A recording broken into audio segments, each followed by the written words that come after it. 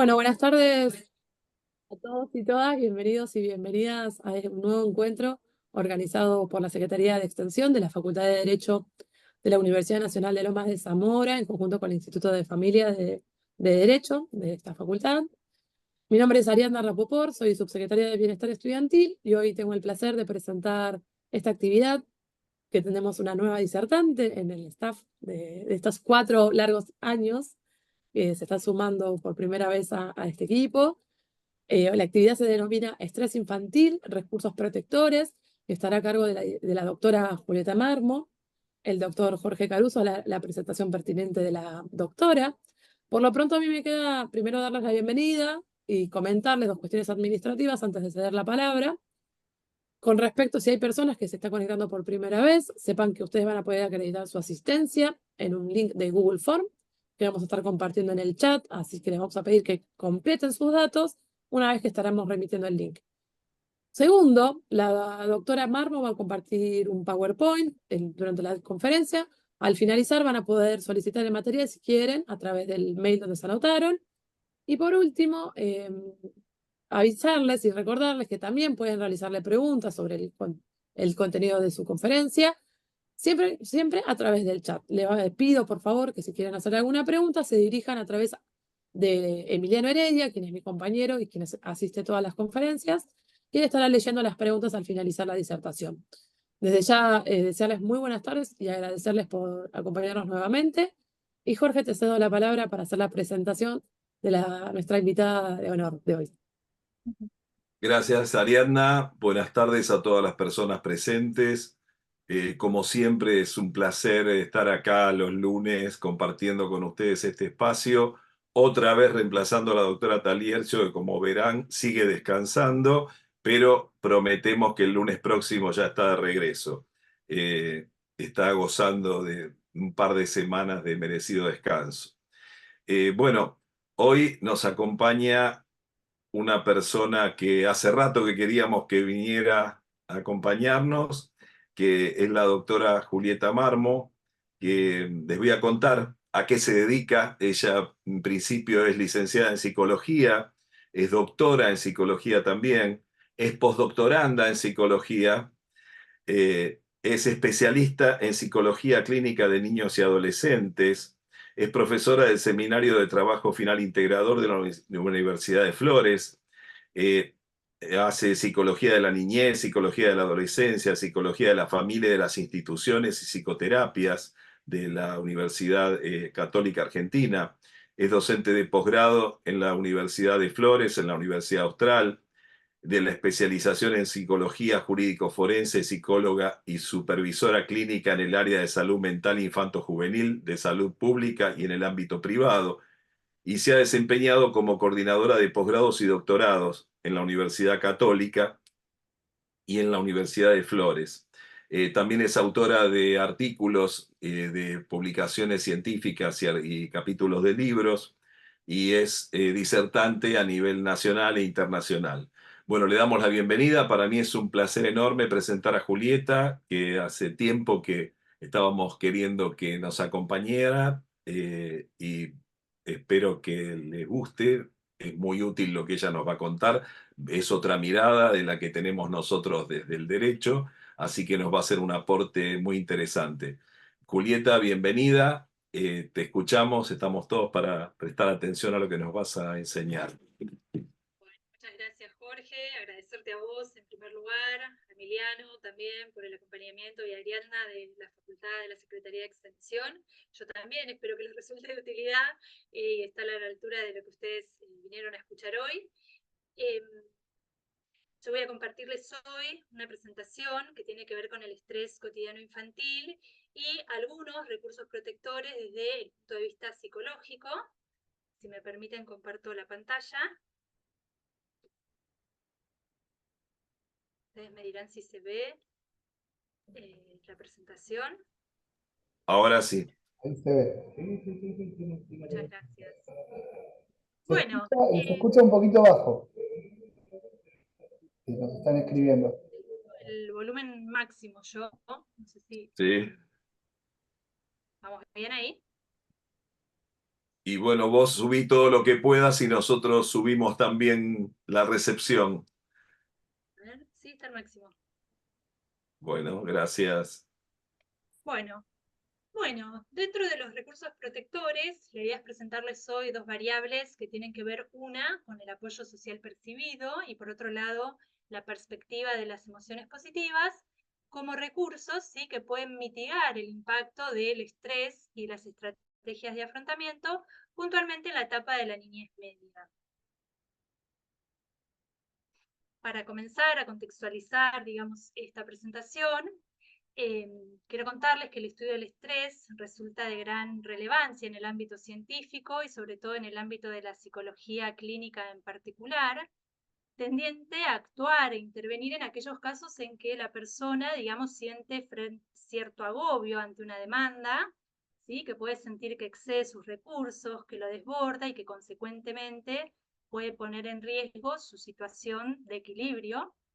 Y asociado a ello, vamos a considerar la definición de salud mental de la Organización Mundial de la Salud como un estado de completo bienestar físico, social y emocional, y no solamente como la ausencia de enfermedades o afecciones, con lo cual, en este sentido, cabe preguntarse, digamos, que el componente del estrés podría actuar como una variable de desajuste en la medida en que ponga nuevamente en riesgo la sensación de bienestar, en este caso de los niños y de las niñas.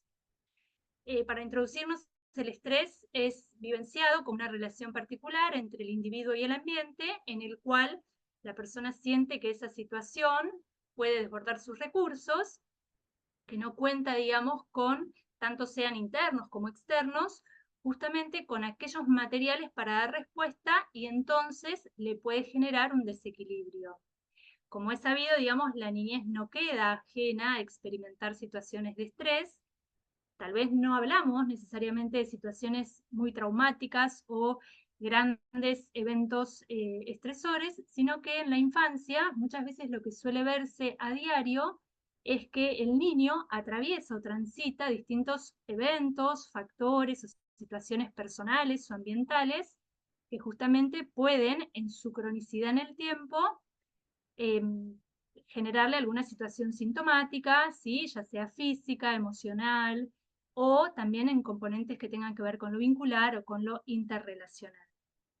Entonces, bueno, el componente del estrés, por otro lado, siempre se articula a la variable de afrontamiento. Como ustedes verán, estoy empezando por lo negativo para dar respuesta, digamos, a esto, ¿no? El afrontamiento son aquellos esfuerzos cognitivos, conductuales, instrumentales que el niño intenta poner en marcha para justamente hacer frente a esa situación estresora.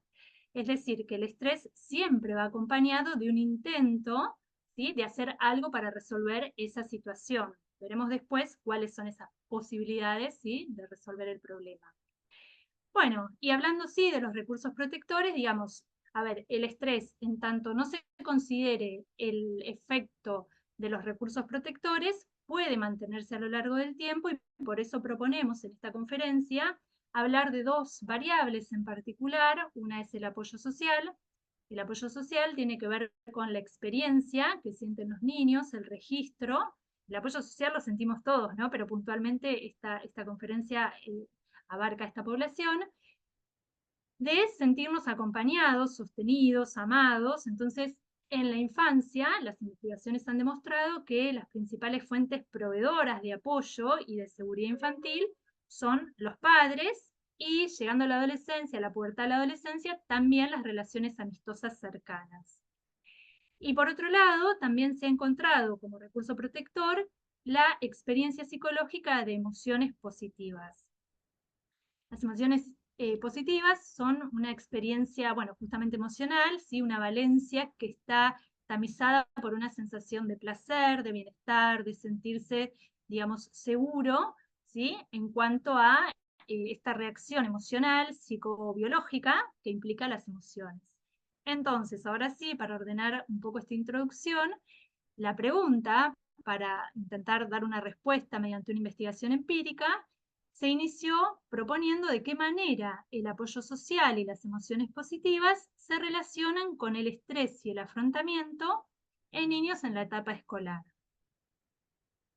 Para continuar avanzando, les quiero contar que en realidad en el estado del arte, en los antecedentes sobre buscar información de estas variables, no se han encontrado a nivel nacional o internacional ninguna investigación, al menos en las bases consultadas, que sistematizaran de manera conjunta todas las variables propuestas en esta investigación. Bien, para dar el marco teórico, vamos a comenzar con el estrés. ¿Sí? El estrés para la Organización Mundial de la Salud implica un conjunto de reacciones fisiológicas que preparan al organismo para la acción, justamente. El estrés es un término que deviene ya del siglo XIV y que fue profundizado en el siglo XVI y XVII por el autor Hooke, que es un biólogo, un físico y biólogo, que desde el modelo de la ingeniería nos empieza a aportar, ¿sí?, conceptos como carga, fuerza, agotamiento, conceptos que son después importados para otras disciplinas psicológicas o de las ciencias humanas en general, para intentar buscar modelos explicativos a este constructo. A lo largo de la historia, y para sintetizar un poco, el estrés ha sido entendido desde tres grandes perspectivas. Se ha considerado inicialmente el estrés como estímulo, esto es, aquellas investigaciones que ponían el foco en que el estrés está dado por situaciones externas al sujeto, situaciones ambientales, pero por sobre todo el foco se pone por fuera del individuo.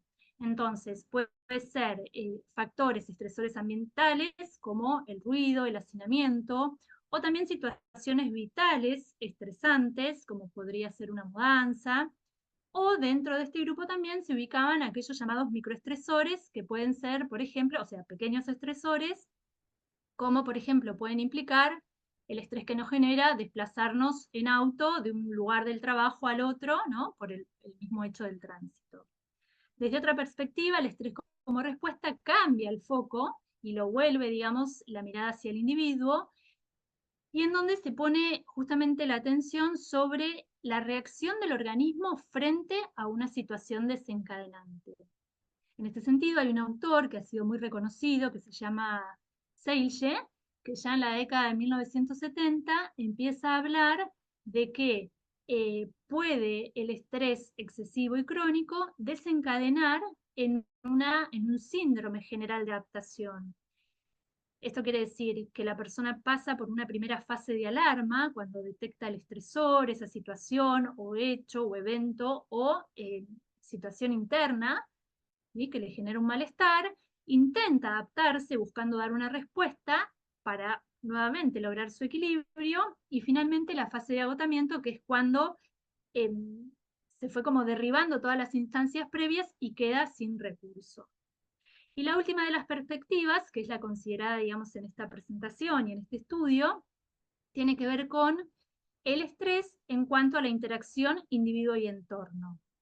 Esto es una perspectiva que ya no es ni por dentro ni por fuera del organismo, sino que tiene que ver con cómo la persona vivencia, valora, significa subjetivamente esa situación y a su vez luego puede dar respuesta a eso.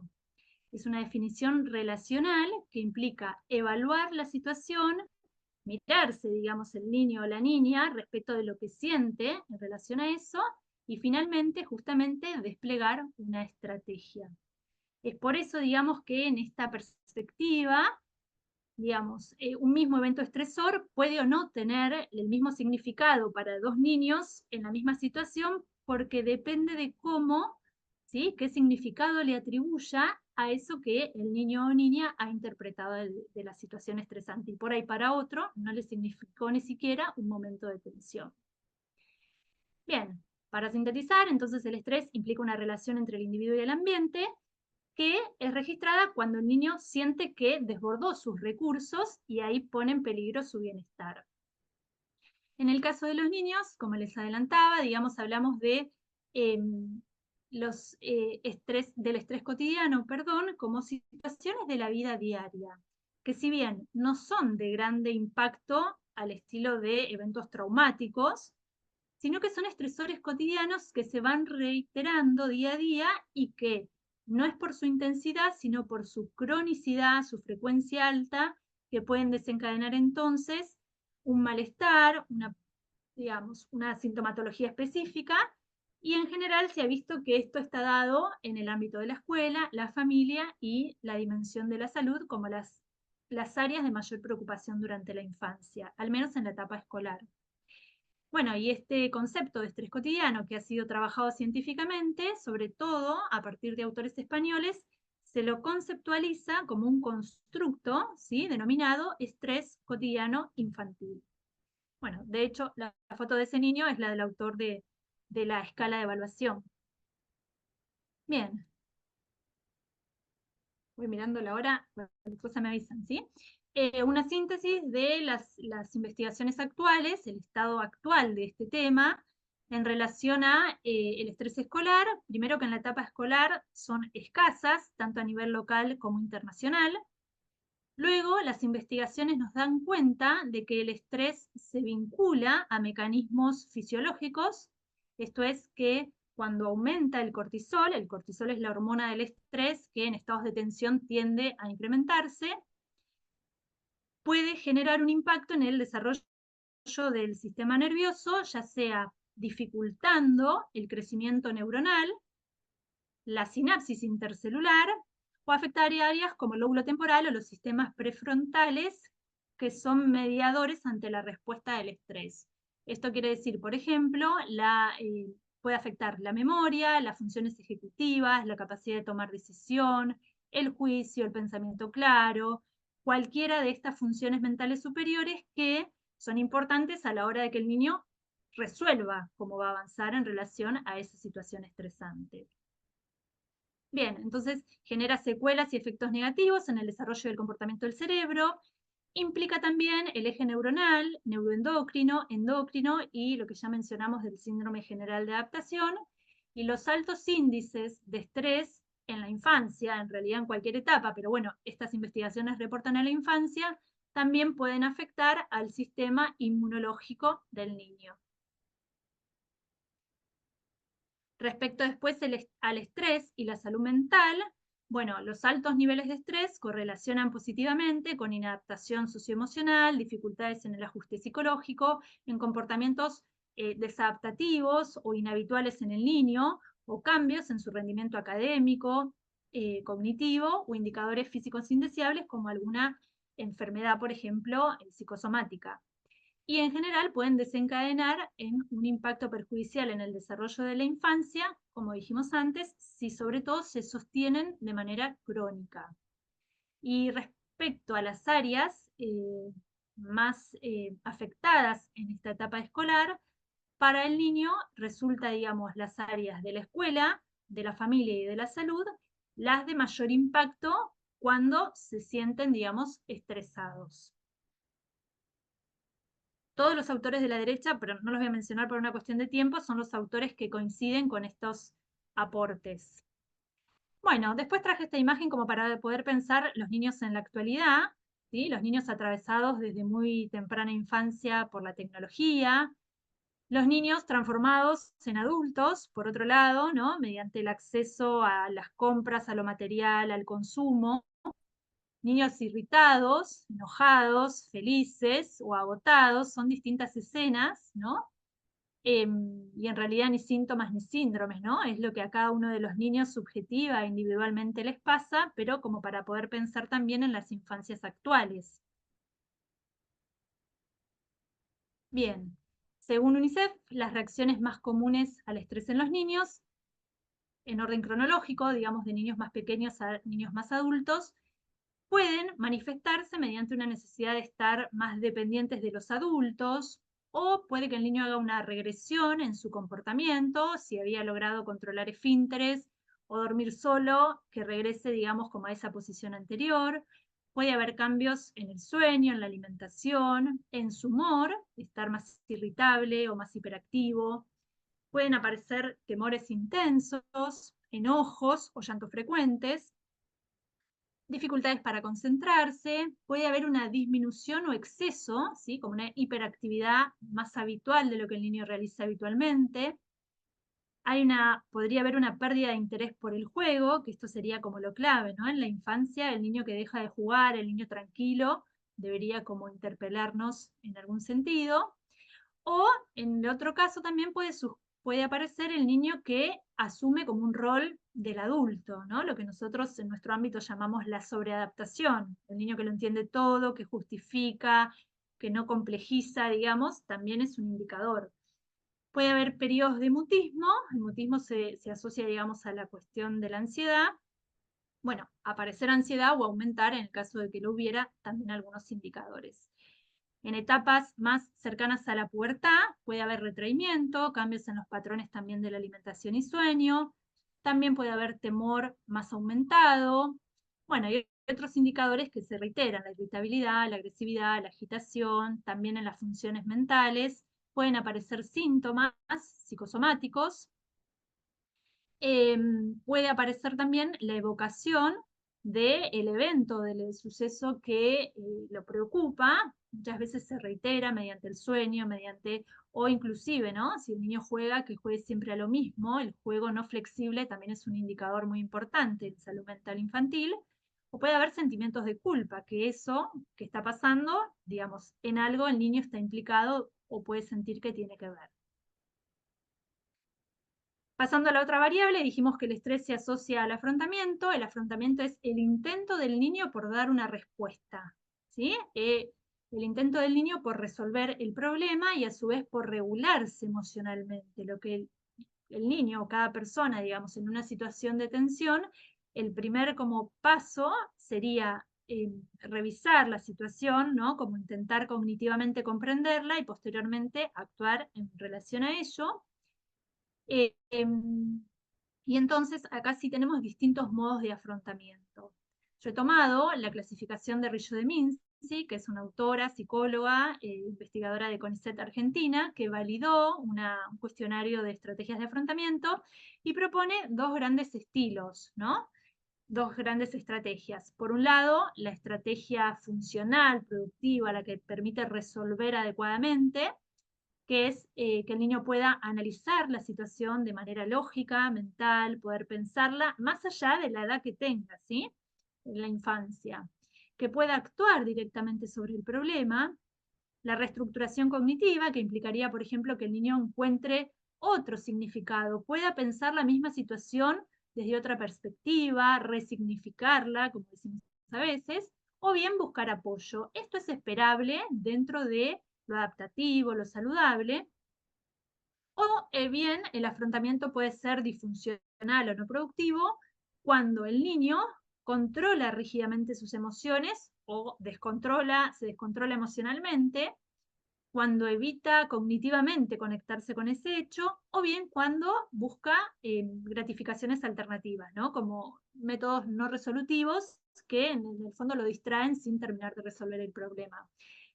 El niño sano del que presenta alguna sintomatología no se diferencian porque, alguna vez resuelva en algún modo disfuncional, sino en la rigidez y en el estancamiento en el modo de resolver y que se transforme, por ejemplo, un afrontamiento disfuncional en el único modo posible que encuentra para dar respuesta. Bien, lo voy a hacer un poquito más breve. Se ha observado que el ambiente familiar, digamos, moldea las estrategias de afrontamiento, sobre todo en la pequeña infancia, cuando los padres son los modelos observables de cómo reaccionar y actuar frente a una determinada situación de tensión, ¿sí? De estrés, y que luego, a medida que van avanzando, digamos, en el desarrollo evolutivo, el niño va tomando más distancia, y en general en la adolescencia es cuando toman distancia, digamos, mediante la confrontación generacional, y ahí encuentran sus propios modos de resolverlo, ¿sí? Que después pueden volver a las anteriores, pero al menos es esperable que tomen cierta distancia de ellos. Bueno, el estrés y el afrontamiento están vinculados de manera directa, como dijimos, en la familia, en la salud y en la escuela. Sin embargo, en población general, lo que se ha observado es que en general los niños y las niñas tienen buena capacidad de adaptación y afrontamiento ante los estresores cotidianos, en momentos o en condiciones esperables, digamos, en su rutina cotidiana. Bueno, El apoyo social, dijimos entonces que es, ahora sí comenzamos con los recursos protectores, son esas variables que le sirven al niño para, en algún sentido, sentirse querido, sentirse contenido, sentirse sentido, ¿sí? Y que hay un otro que puede ayudar, que puede guiar, que puede proteger ante una situación de estrés o de necesidad. El apoyo social tiene una doble perspectiva. Desde un punto de vista estructural, hacemos referencia a las características objetivas de ese apoyo, esto es, con cuánta gente cuento, quiénes son, como lo palpable, ¿no? Dónde se ubican esas personas a las cuales el niño puede acudir. Y desde la perspectiva funcional, hablamos de un apoyo emocional, ligado, digamos, al afecto, al sentirse amado, valorado, ¿sí? A lo informacional, que es cuando el otro me ofrece una guía, me ofrece información para resolver un problema, o lo instrumental, que son esas ayudas directas y materiales que lo ayudan directamente a resolver ese problema. Bueno, solo para mostrarles, hay un montón de maneras de evaluar el apoyo social según cómo se combinen las distintas dimensiones. Yo les voy a compartir, digamos, lo que yo investigué.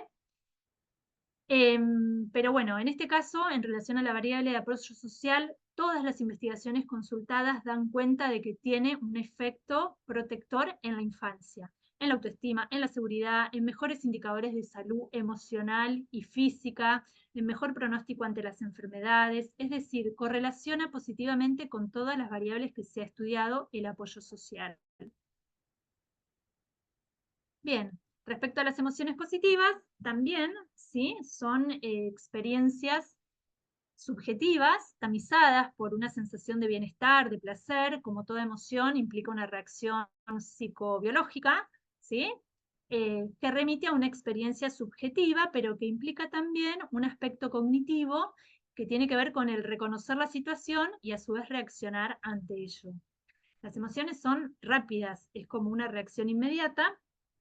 Y en este estudio también se ha tomado la alegría, la gratitud, la serenidad y la simpatía y la satisfacción personal, porque son las más estudiadas en el ámbito argentino por distintas investigadoras como Laura Oros, Marta Ison, bueno, entre otras.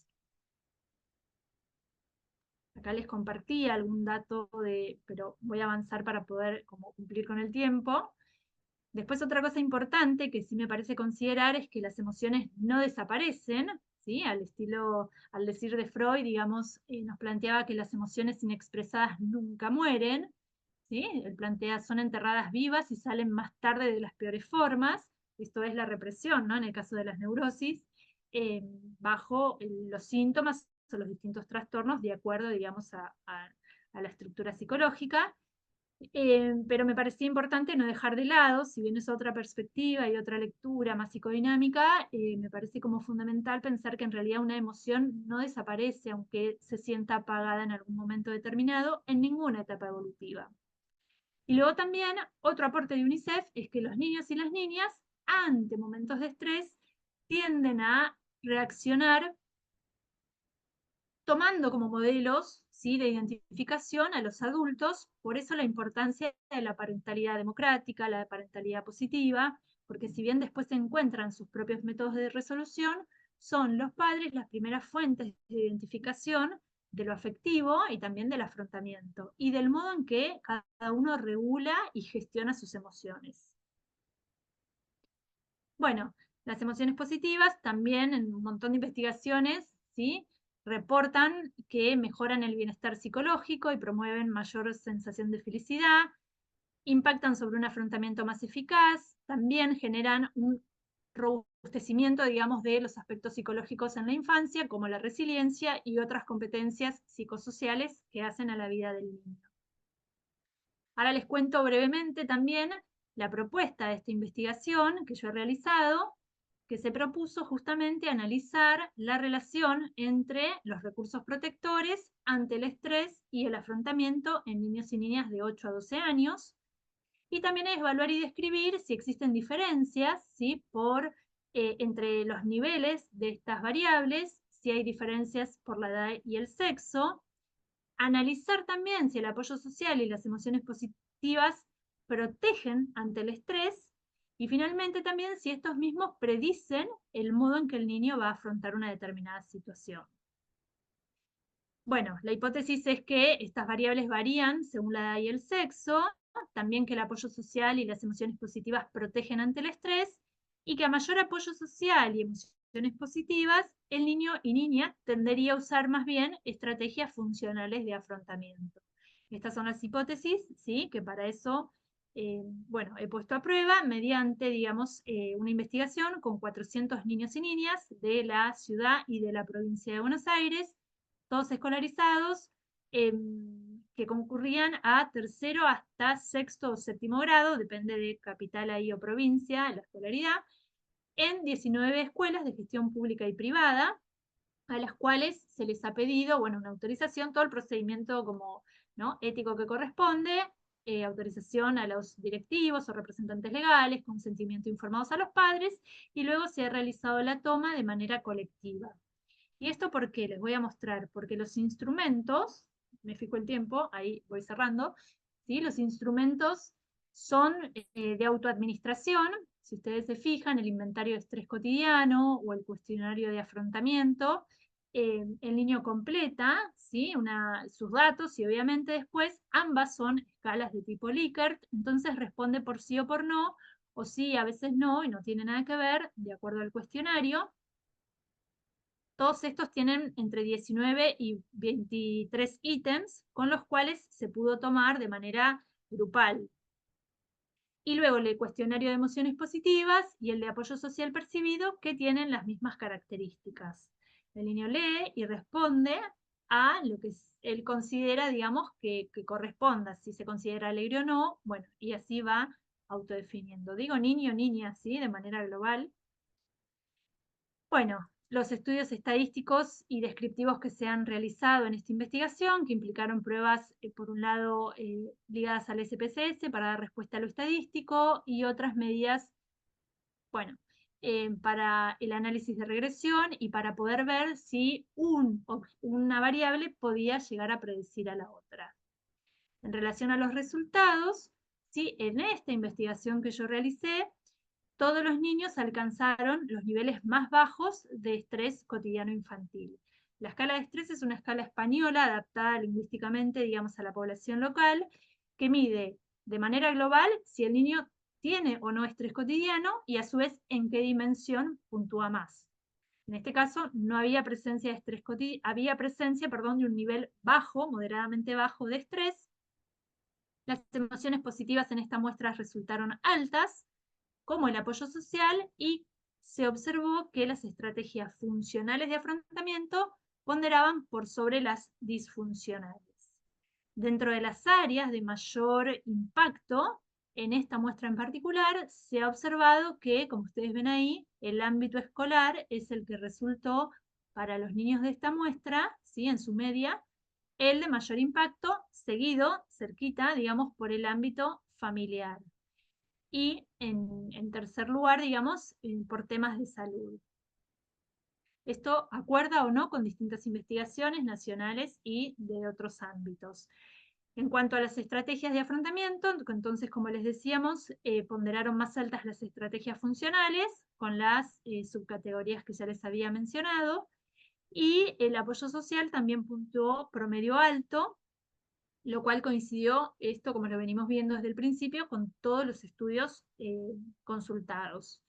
Y en el caso de las niñas, perdón, de la emocionalidad positiva, también han resultado en todos altas y moderadamente alta, predominando por sobre todo la gratitud como la emoción positiva de mayor tendencia, y la de menor, la de serenidad.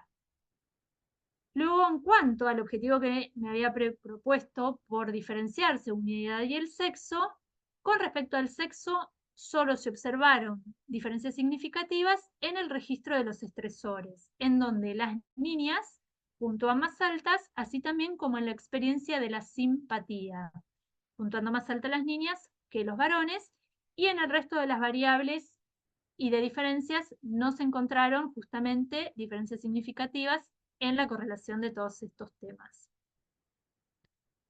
Apurando. Entonces, por todo lo que les acabo de escribir hasta ahora, ¿no? Se corroboró parcialmente la segunda hipótesis, porque la intención era encontrar mayor cantidad de diferencias por edad y sexo. Solo se ha encontrado, digamos, para el registro de apoyo social y para la experiencia emocional de emociones positivas.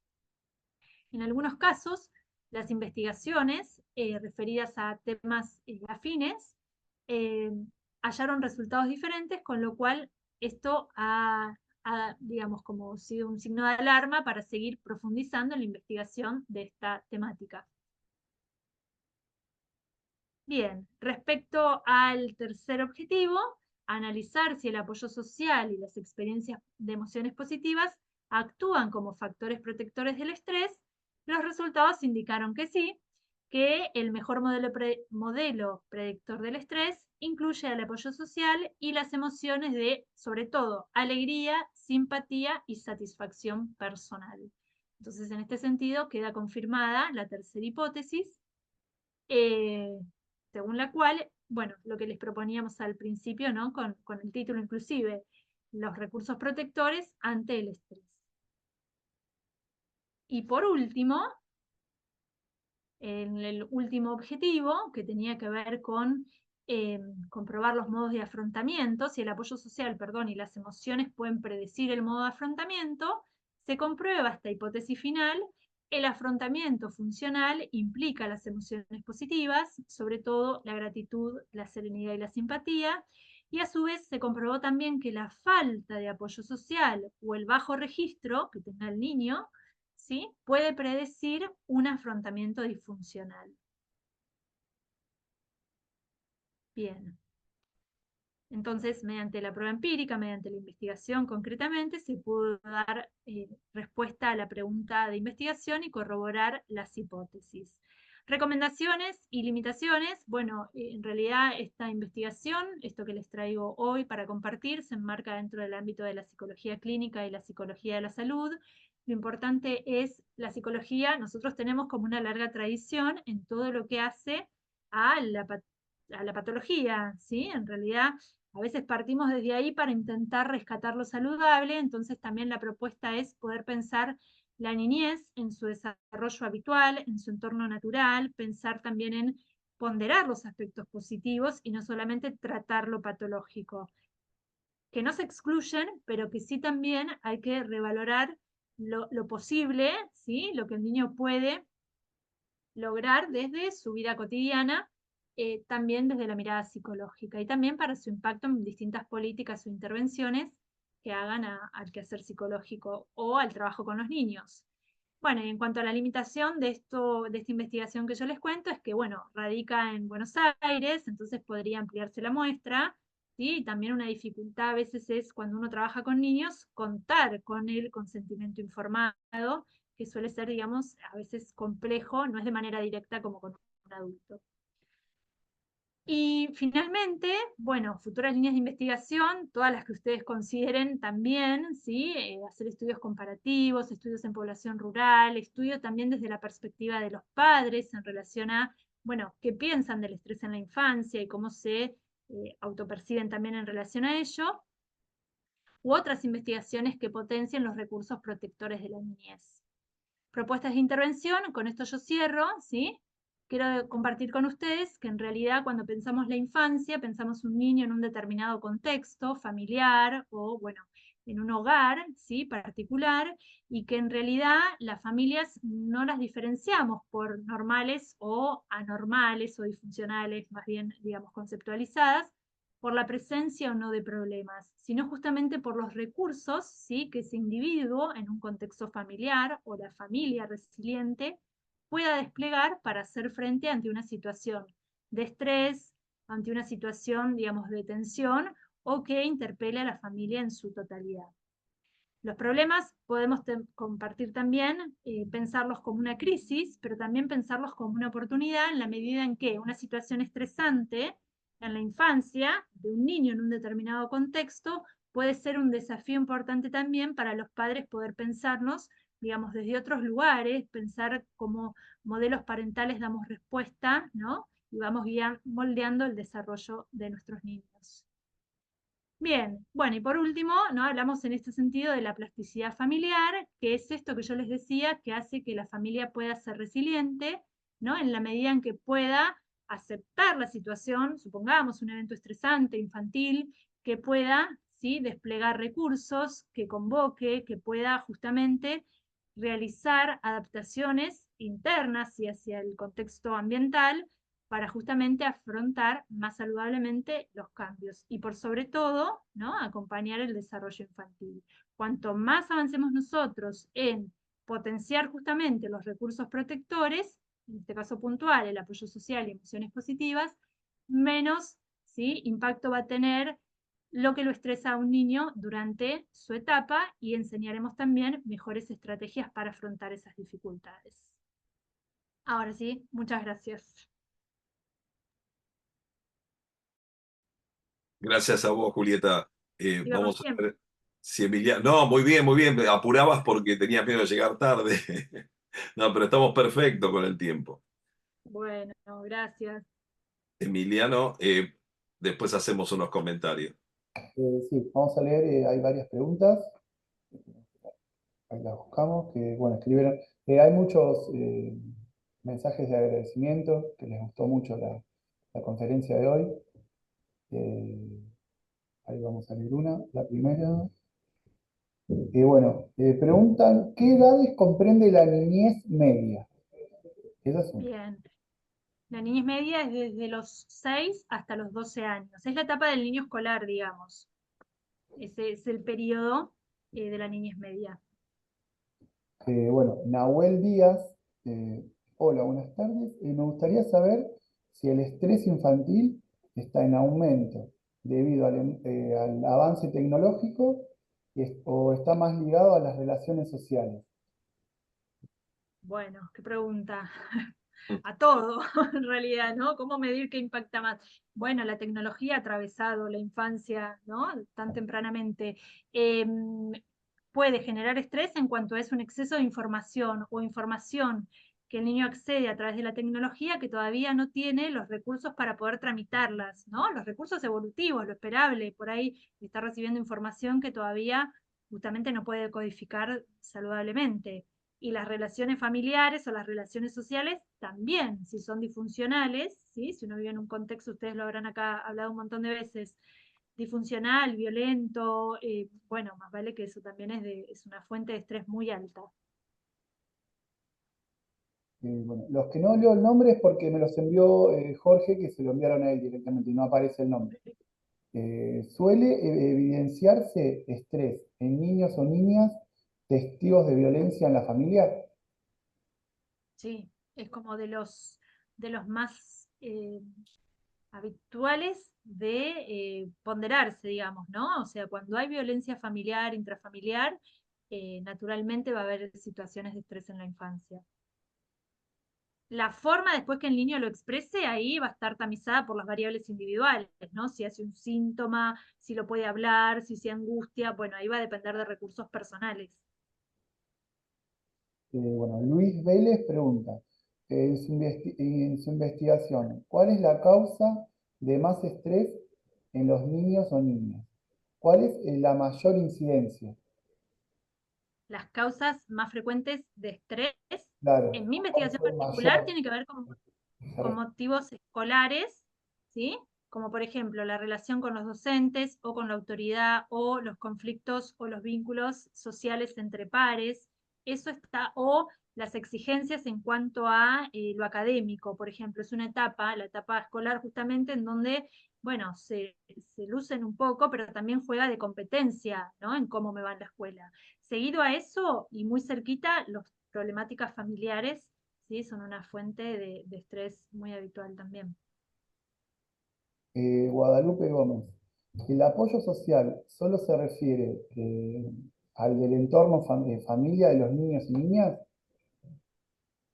No necesariamente. Es esa persona que te hace sentir que te puede proteger y a quien vos podés acudir, casi como el apego, ¿no? Como es el que te hace sentir seguro, que te brinda protección, que te da información necesaria. A veces es alguien de la familia y a veces puede ser alguien externo, ¿sí? En la adolescencia los amigos actúan como de fuente de apoyo social, por ejemplo.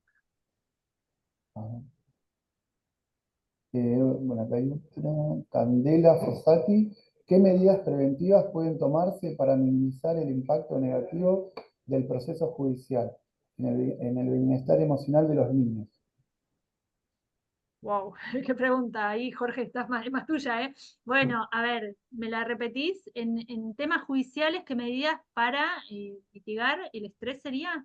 Sí, Bien, yo hablo de lo psicológico, ¿eh? En realidad, bueno, a ver, ahí podemos tener como distintos tipos de orientación y asesoramiento. Siempre la separación, no sé si está bien dicho así, en buenos términos, digamos, hace que el niño se sienta como menos angustiado en este tratamiento, ¿no? Como de la separación parental. Por otro lado, hay estrategias que pueden involucrar a la escuela, ¿sí? O a otros profesionales que nosotros podamos articular para transitar el duelo de la separación, justamente. Entonces, desde lo psicológico, dependiendo de la edad de los niños, ¿sí? Tomo esta franja que es de los 8 a los 12, bueno, sostenerlo, acompañarlo, la necesidad de un profesional, la necesidad de poner en palabras lo que está transitando en esta etapa justamente, ¿sí? De separación, de reconfiguración familiar, ¿sí? Porque la separación es de los padres, entonces, bueno, no se deja de ser padre, sino lo que cambia es la dinámica marital o, bueno, de los esposos, ¿sí? Y después también, bueno, en situaciones más graves, ahí creo que el juzgado ya actúa de manera más directa, ¿no? Con intervenciones o medidas de precaución, de protección infantil, perdón. Yo querría agregar, ya que vos me habilitaste, una mirada desde lo socio-jurídico. Lo que se ve permanentemente es que ante las disputas de los padres, las personas menores siempre van quedando de lado en cuanto a interés o a prioridad.